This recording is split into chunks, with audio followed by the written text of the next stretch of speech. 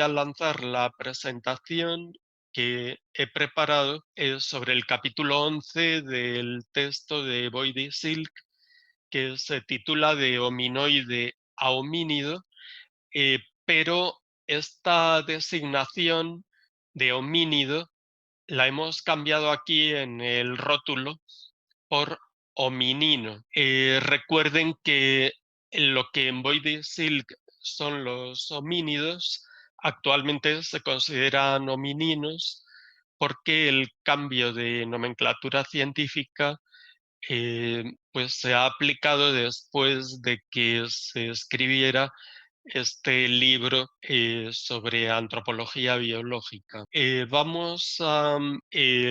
voy a repasar algunos conceptos que no están en el capítulo 11, pero que tienen interés para situarnos dentro del contexto que estamos viendo sobre cómo evolucionaron los humanos. La escala del tiempo geológico inicia muy atrás para los geólogos, en 4.600 millones de años, que podría ser el origen o la edad aproximada de la Tierra como planeta. Este periodo geológico o este tiempo geológico inicial corresponde al origen de las primeras células, los primeros invertebrados, pero el último periodo, que es el que denominamos el Cenozoico o la última era, que corresponde a los últimos 65 millones de años después de la extinción de los dinosaurios, es el periodo en el que nos vamos a situar para explicar la evolución de los primates. Después de la extinción de los dinosaurios, los pequeños mamíferos del tamaño de una musaraña eran mamíferos de tipo insectívoro, la mayoría de ellos pudieron ocupar nuevos nichos ecológicos. Los mamíferos tuvieron radiación adaptativa, diversificándose, y el origen de los primates se puede encontrar también en un grupo de estos mamíferos primitivos de hace 65 millones de años. En concreto, en el grupo de los plesiadapiformes. Aquí tenemos la reconstrucción de un plesiadapiforme encontrado en Estados Unidos, aunque también hay algunos restos fósiles de este tipo, parecidos a una musaraña, que están en Mongolia, en el centro de Asia, y también han sido atribuidos a los ancestros de los primates. El periodo Cenozoico comprende esta última era que hemos dicho que se inicia hace 65 millones de años aproximadamente, con la extinción de los dinosaurios y el origen de algunos mamíferos arborícolas pequeños que dan lugar a los primates.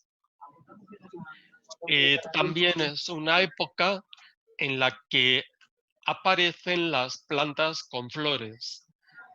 Hasta ese momento existían solo plantas parecidas a los pinos y abetos, es decir, sin la estructura floral basada en una corola llamativa y en los órganos florales de las plantas con flor y fruto que conocemos actualmente. El origen de estas plantas, hay que tener en cuenta que los primates se originan en el contexto del Paleoceno hace 65 millones de años, que es ese periodo en el que también inician las plantas con flores. Se puede considerar que hay un fenómeno de coevolución en el que las plantas con flores y árboles con flores van extendiéndose y diversificándose a la par que los primates y otros mamíferos arborícolas. En los periodos más interesantes de los últimos 65 millones de años para el origen de los primates serían el Paleoceno, porque ahí inician todos los primates, el Mioceno, porque es la época en que inician los simios o antecesores de simios, y todo el Cuaternario, que comprende dos épocas, Pleistoceno y Holoceno, donde se da la evolución del ser humano. Esta reconstrucción de la deriva continental expresa los últimos 150 millones de años. Es una reconstrucción en la que pueden ver que hacia los 120 millones de años atrás se empieza a abrir el Atlántico, separándose África de Suramérica. La apertura del Atlántico y la separación de los continentes es un fenómeno importante y ocurre por la tectónica de placas. Tienen en la parte superior derecha un dibujo donde se expresa un fondo oceánico en color gris que se va abriendo y separando eh, partes continentales en color amarillo hacia los lados. Ese sería el fenómeno de construcción de corteza oceánica y apertura de un fondo oceánico. Aquí ven, si detenemos la deriva continental hacia los 80 millones de años, que el océano Atlántico se encontraba ya bastante abierto por la parte del sur, y que la India es una placa continental ligera que va subiendo, desplazándose hacia el norte, igual que la península arábiga, que chocarán con Eurasia ambas placas, produciendo las principales orogenias de Europa y Asia, que serían los Alpes, los Apeninos y también el Himalaya. Bueno, esta parte termina en unos 10 minutos y ya saben que se tienen que reconectar en el mismo link por el que han entrado. Si la deriva continental la detenemos en una cronología de unos 10 millones de años, según esta simulación, ven que la India ya ha chocado con el continente asiático. 10 millones de años es el Mioceno, y se ha podido eliminar el océano que había entre la India y el continente asiático. Ven que es una zona como muy plegada, porque el, todo el fondo oceánico que había entre la India y Asia va subiendo hasta los picos de las montañas, forma los picos del Himalaya. Al mismo tiempo, en todo este periodo de los últimos 65 millones de años, la temperatura del planeta fue descendiendo. Esta representación gráfica que tiene en la X el tiempo en millones de años y los periodos eh, y la temperatura en la Y, representa el descenso planetario de las temperaturas. El mayor descenso al final se dio después del Plioceno en los últimos 2 millones de años, que correspondió a las grandes glaciaciones del Cuaternario, que denominamos también la era de hielo. Como consecuencia, el descenso de temperatura en general en el planeta llevó a que las zonas tropicales perdieran vegetación, se perdió bosque, el bosque se fragmentó por formación de sabanas o llanuras herbáceas entre eh, bosquetes pequeños o relictos, y además de surgir las sabanas, en la parte tropical hubo mayor periodo de sequía. El árbol evolutivo para primates que aquí se presenta no se ha puesto en vertical, sino en horizontal de izquierda a derecha, con el eje del tiempo arriba, el presente a la derecha, y la raíz del árbol la ha situado este dibujo en 98 millones de años. Hay un momento en que antes de los 65 millones de años se encuentra la diversificación de árboles con flores, o sea, el origen de las angiospermas. Y como ven, en este árbol evolutivo, las ramas del árbol están representadas como superficies u hojas. La anchura de cada una de estas hojas es proporcional al número de especies diferentes que se produjeron en tiempos geológicos. Y como ven, en la parte superior del árbol tenemos a los prosimios, lorísidos y lemúridos, y en la parte inferior tenemos a los simios.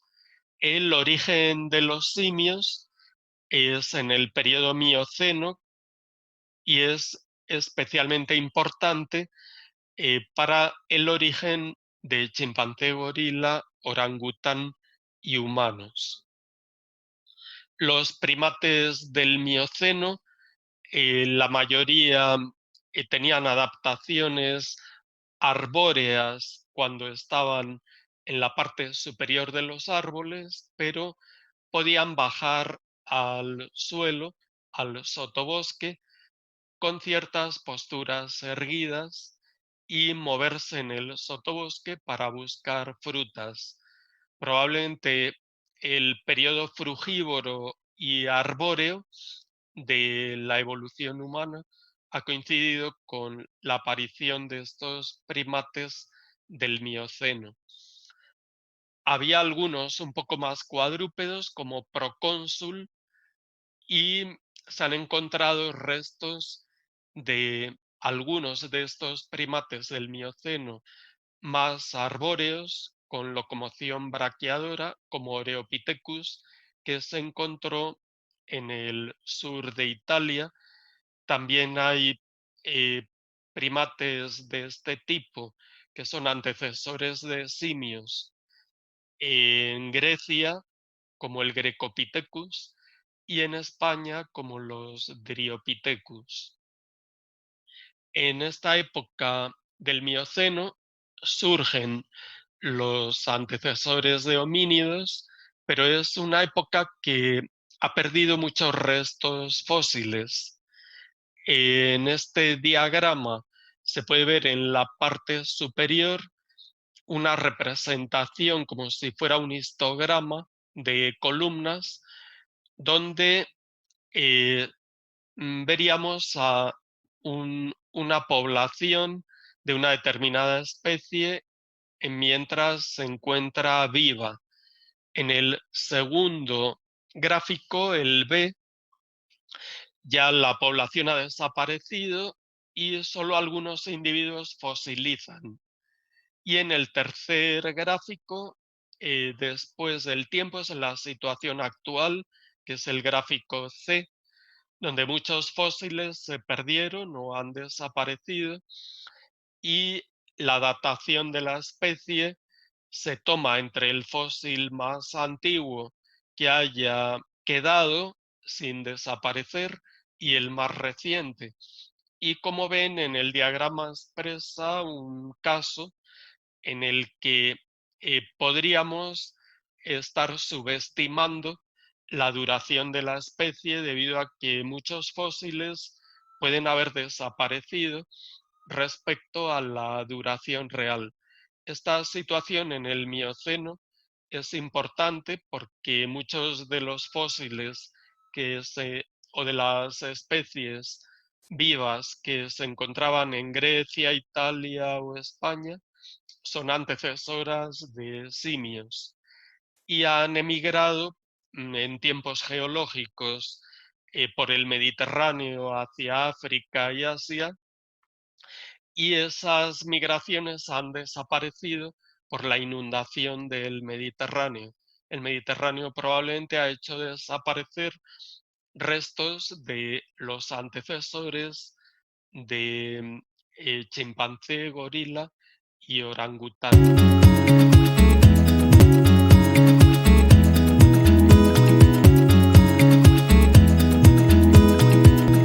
Yo por ahora he hecho solamente una introducción con algunos conceptos que sirven para comprender el tema que vamos a ver, y voy a iniciar ya con el capítulo 11 del texto de Boydie-Silk, que es el que ustedes han podido leer y que es el que vamos a trabajar en esta sesión del viernes y también en la siguiente sesión del miércoles que viene. El texto explica en primer lugar que nos tenemos que fijar en un periodo entre 6 y 7 millones de años atrás, donde se han encontrado muy pocos restos fósiles en África. Los más antiguos de la línea evolutiva humana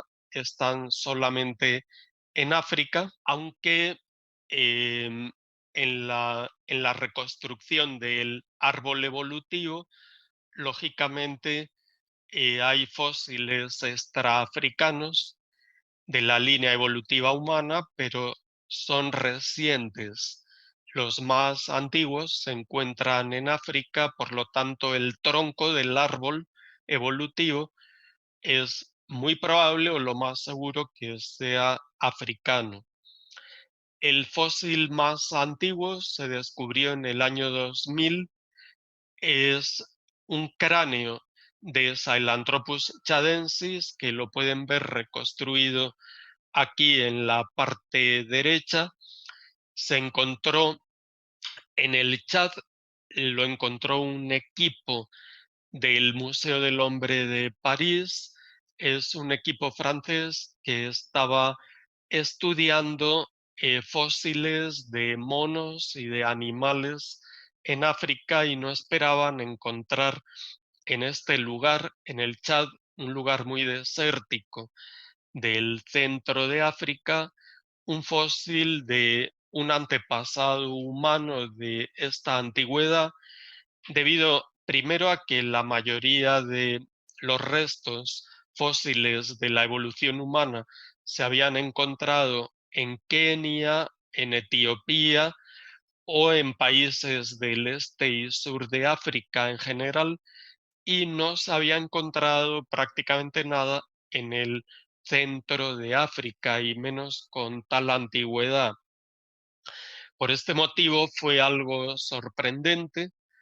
Se le llamó Sahelanthropus porque Sahel es la zona biogeográfica del sur del Sahara, y al ver la antigüedad que se encontró de un modo relativo, datando fauna del que se encontraba aproximadamente en el mismo estrato y en localizaciones similares geológicamente, pues vieron que la antigüedad era de entre 6 y 7 millones de años y corresponde al periodo que los estudios genéticos podían encontrar como una probable antigüedad para la comparación de ADN, de diferencias de ADN y proteínas entre chimpancé y humanos. Al comparar secuencias de ADN y proteínas de chimpancé y humanos, también vieron que el número de mutaciones que hay entre las secuencias de esas dos especies podría apoyar una antigüedad, una separación para el antecesor común de entre 6 y 7 millones de años. Sahelanthropus chadensis nunca ha sido propuesto como el antecesor común, sino como un fósil cercano cronológicamente al antecesor común de chimpancé y humano. En realidad, eh, podría ser un candidato u otro fósil u otra especie por descubrir. En realidad, en la ciencia moderna, pues no se toman estas cosas con una seguridad aplastante, sino con el concepto de probabilidad. Es probable que esté cercano al antecesor común entre humanos y chimpancé. Aquí en un cuadro en gris a la izquierda, titulado Errores comunes, aprovecho para expresar que en este texto y en otros que vamos a ver, la forma de escribir los nombres en latín es concursiva. Los nombres de las especies van en cursiva.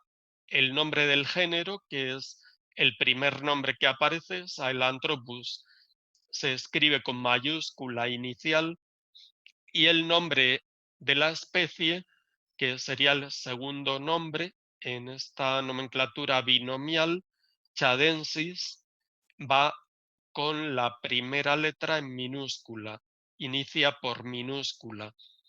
Por lo tanto, los errores comunes fijados aquí son 4 y creo que los van a descubrir fácilmente.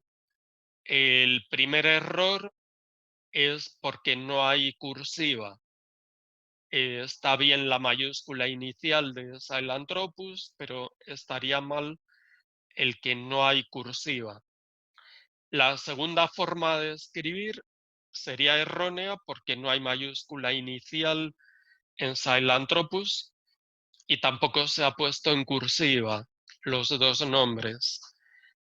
El tercer error o la tercera forma tiene error debido a que chadensis, que es la especie, la escribieron con mayúscula y debería de ir con minúscula. Y otro error es que no hay cursiva. Y el cuarto nombre tiene también error debido a que no hay cursiva, ¿verdad? El único error que tiene es ese. Se puede abreviar el género Sahelanthropus con solo la inicial S. chadensis, pero la norma dice que solo se puede abreviar la segunda vez que aparezca el nombre de la especie, es decir, a partir de la segunda vez. Como aquí la frase que dice el cráneo de Sahelanthropus chadensis no ha utilizado la S sino que ha desarrollado el nombre completo, estaría bien que cada vez que se vuelva a nombrar Sahelanthropus chadensis, lo hagamos solo con la inicial S. chadensis. Pero si no se ha nombrado completo sin desabreviar una primera vez, no se podría utilizar este criterio. Lo mismo para Homo sapiens. Ustedes no podrían escribir H. sapiens si en un párrafo anterior o en alguna frase anterior no está desabreviado, es decir, Homo sapiens completo. Y siempre en cursiva en cualquier caso, aunque esté abreviado el género, en cualquier caso van siempre en cursiva. Pues este es simplemente un ejemplo. Quisiera saber si entendieron la norma que hay para escribir nombres de especies en latín. Me comentan, por favor. Yo no entendí. Los nombres en latín de cualquier especie biológica van en cursiva. Se nombra el género y luego la especie. El género empieza con mayúscula y la especie, que es el segundo nombre, ¿verdad? Pero hay muchos posibles errores para escribirlo. Eh, pues algunos de ellos son los que están indicados en la diapositiva y para abreviar el género es la inicial, un punto y luego el nombre de la especie. Por ejemplo, Homo sapiens sería H. sapiens, ¿verdad? Pero claro, esa forma abreviada no se puede escribir según la normativa zoológica en cualquier momento, sino solamente cuando en el mismo documento apareció ya desabreviado la primera vez. ¿Sí o no? Sí, no sé más. ¿Sí, correcto? Sí, profe. Bueno, muy bien.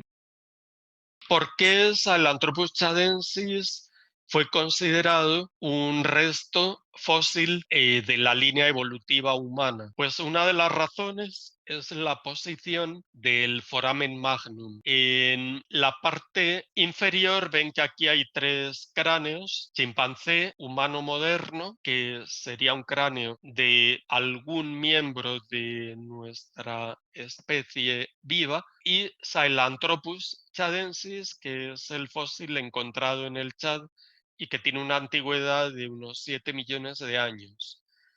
Entonces, al verlos en vista inferior por la base, se puede observar este orificio grande por donde la médula espinal entra en el encéfalo. Entonces, en chimpancé, ese orificio, que se llama foramen magnum, como ven en la foto de cráneo de chimpancé, se encuentra atrasado, o sea, es posterior respecto a la posición que hay en el humano moderno, que es más anterior o central, debido a que chimpancé, al ser un cuadrúpedo, la columna vertebral y la médula espinal poseen una posición algo inclinada respecto a la cabeza del animal. En un perro, por ejemplo, también es un foramen muy posterior, parecido al de chimpancé. En humano moderno es central y en Sahelanthropus posee algo de retraso. Se dice que está retrasado hacia la parte posterior u occipital del cráneo respecto al humano moderno, pero el foramen magnum de Sahelanthropus está adelantado respecto a chimpancé. Al estar adelantado hacia la parte frontal o anterior en Sahelanthropus, no era del todo un cuadrúpedo. Quizás tampoco era un bípedo como nosotros, porque no está tan adelantado. Otras diferencias son el hocico. Ven que tiene mucho hocico Sahelanthropus, casi como chimpancé. Los arcos cigomáticos, que serían estas asas o una especie de orejitas que aparecen en vista inferior, aquí están rotas, ¿verdad? Estas asas, porque se perdió debido a que no pudieron rescatarlo cuando se recuperó el resto óseo de la excavación y en la reconstrucción del cráneo, porque estaba roto y había que pegar todas las piezas, ¿verdad? Esas piezas no aparecieron. Hay fragmentos que en los fósiles están rotos, han desaparecido, pero sí se ve muy bien en el fósil de Sahelanthropus, en esta foto, dónde estaban los arcos cigomáticos, aunque estén rotos, y también se ve muy bien la posición del foramen magnum, y se distingue que podía tener algo de bipedismo, se le atribuye el bipedismo porque no se encontraron fémures muy completos y por eso no se puede demostrar del todo. Cuando faltan fémures o tibias o algún hueso largo que indique que puede haber un bipedismo razonable, pues entonces se diría que el foramen magnum es una prueba indirecta. La posición del foramen magnum es algo indirecto que nos podría servir para intentar atribuir una locomoción bípeda o cercana al bipedismo en Sahelanthropus hace entre 6 y 7 millones de años. El bipedismo precedió a la encefalización, o sea, el aumento o expansión del encéfalo. Como ven en estas tres fotos de tres cráneos vistos por la parte basal o inferior, el cráneo de chimpancé pues se ve como pequeño cuando prescindimos del hocico, porque el hocico no estaría como cubriendo el encéfalo, lógicamente es la cara, es parte de la cara, no, no del neurocráneo, no tiene pues la función de albergar el encéfalo, ¿verdad? Entonces, el chimpancé tendría un cerebro y neurocráneo pues más pequeño por esta foto. Cuando prescindimos del hocico y de toda la porción que hay por delante de los arcos cigomáticos, el humano moderno tendría un cráneo grande, globular, bastante redondeado según esta fotografía en vista inferior, y Sahelanthropus sería intermedio. Luego, entre Sahelanthropus, que tiene unos 6 o 7 millones de años, y el humano moderno, que puede tener una antigüedad de 200.000 años aproximadamente, ha habido un proceso de expansión del encéfalo o aumento de la capacidad craneana, la capacidad que tiene el cráneo de albergar cerebros grandes. A ese proceso le llamamos encefalización, y la encefalización ha ocurrido después del bipedismo en tiempos filogenéticos. Es decir, el primer cambio que se experimentó evolutivamente es el bipedismo en antecesores nuestros de pequeño tamaño y con cráneos pequeños. El cambio climático que hemos mencionado, que ocurrió en el Mioceno, es principalmente que el planeta se fue enfriando. Al irse enfriando, África recibió menos lluvias por fenómenos climáticos relacionados con el origen del Himalaya y la apertura del Atlántico, y al recibir menos lluvias, la selva se fue fragmentando, se fue desertizando el este de África y creándose lo que denominamos la sabana. La sabana es una entidad paisajística de llanuras herbáceas de porte alto.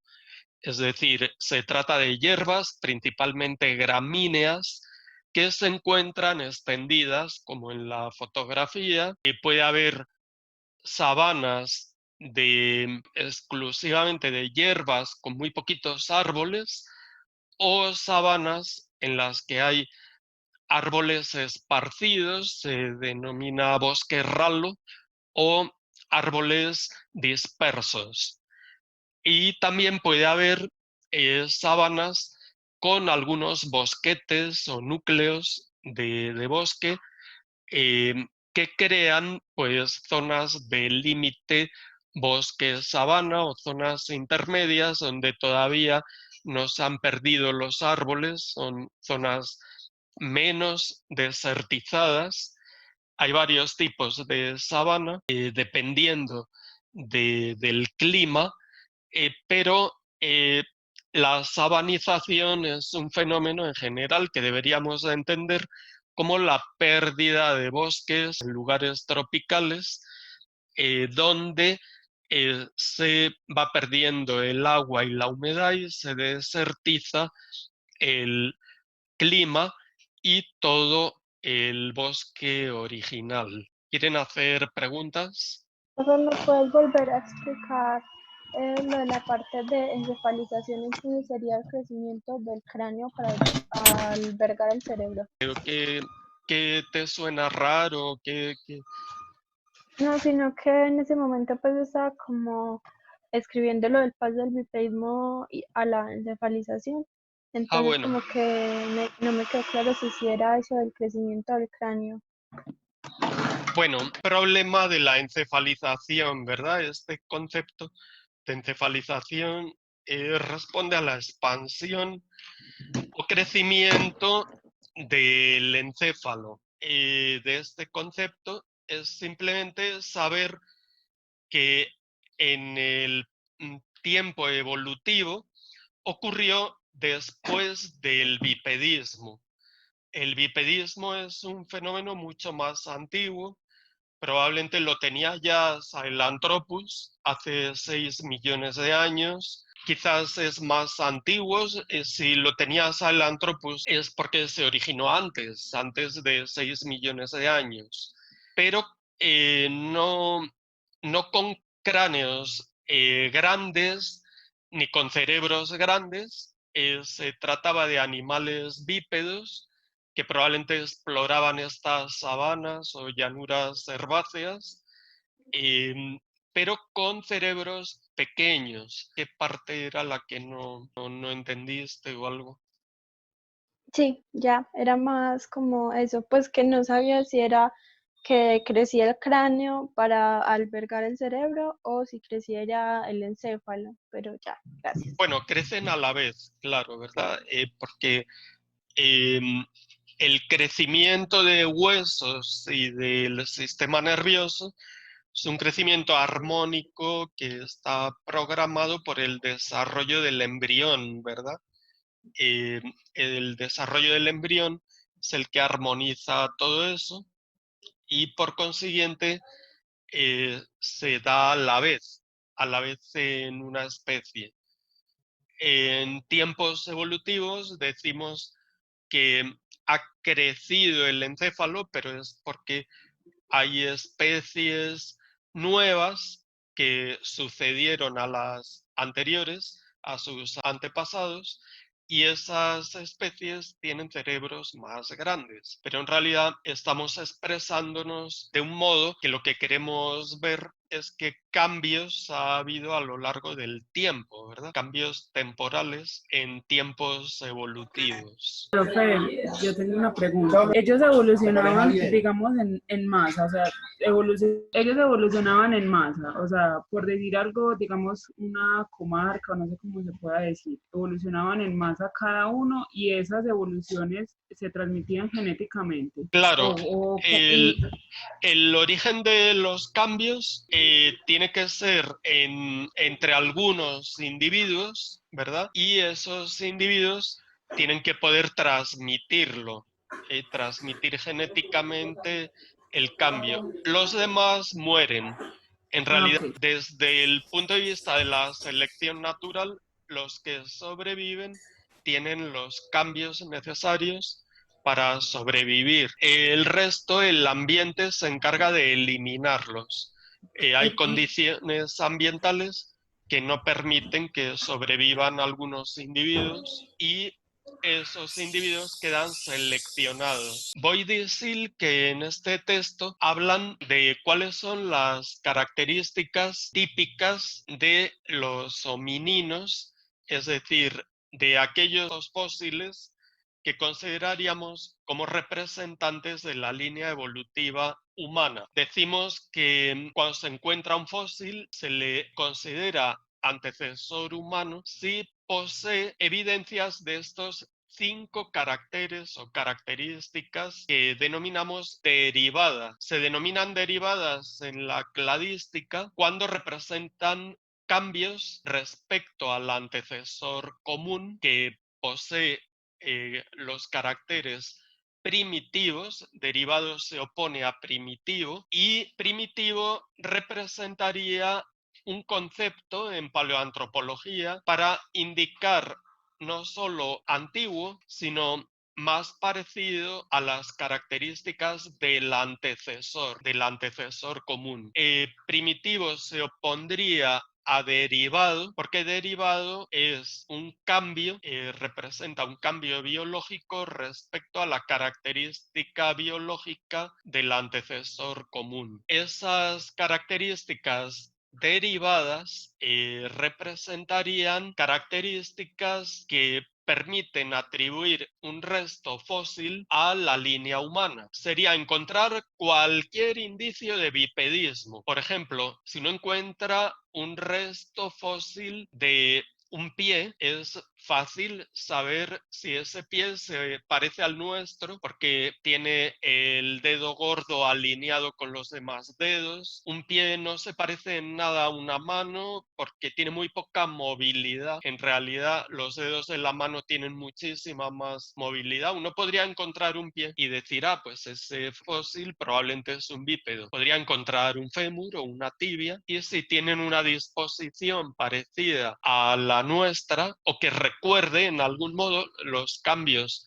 necesarios para una estructura de una pierna bípeda, ya es un indicio, pero también simplemente hay un fragmento de la base del cráneo y que el foramen magnum está un poquito adelantado respecto a chimpancé. Y aunque no hubiéramos encontrado un pie de ese fósil, solamente un resto de la base del cráneo serviría para decir que tiene ese carácter derivado o sinapomorfia correctamente en la dirección evolutiva de la línea humana. Luego, el primer punto de estas 5 características nos invita simplemente a que analicemos un fósil, y si encontramos algún rasgo probable o creíble de bipedismo, ya lo podríamos incluir en la línea evolutiva humana. La segunda característica derivada es una arcada dental parabólica con dientes de esmalte grueso, reducción de los caninos y molares grandes. Miremos cómo es una arcada dentaria en chimpancé. En este dibujo hay 3 arcadas dentarias